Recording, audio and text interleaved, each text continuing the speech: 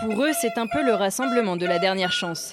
Les 100 salariés de l'entreprise Alpine Aluminium veulent sensibiliser, alerter sur leur situation. Ils ont jusqu'au 18 octobre pour trouver un repreneur.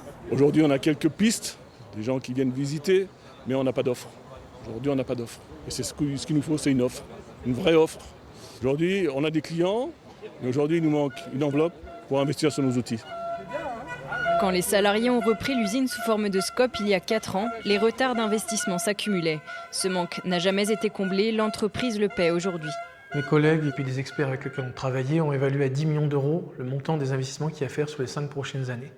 Et sur ces 10 millions, il est clair qu'il y a au moins 5 ou 6 millions qui sont des rattrapages d'investissements qui n'ont pas été faits par les actionnaires précédents. À cela s'ajoute une série d'incidents sur l'année 2019, un incendie en février puis l'explosion du four en juillet qui ont conduit au redressement judiciaire le 1er août. Le 8 août, le sort s'acharne, la mort accidentelle d'un intérimaire provoque la mise sous scellé de l'usine.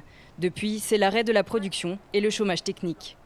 Pour rassurer les investisseurs, le PDG de l'entreprise et les élus travaillent ensemble. Le 15 octobre, une rencontre est prévue à Paris, au ministère de l'économie.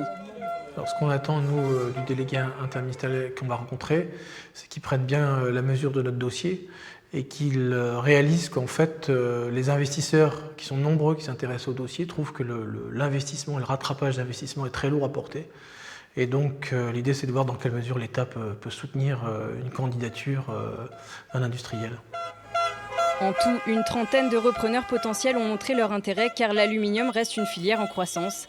Reste maintenant à connaître les garanties et l'accompagnement que l'État pourra leur proposer.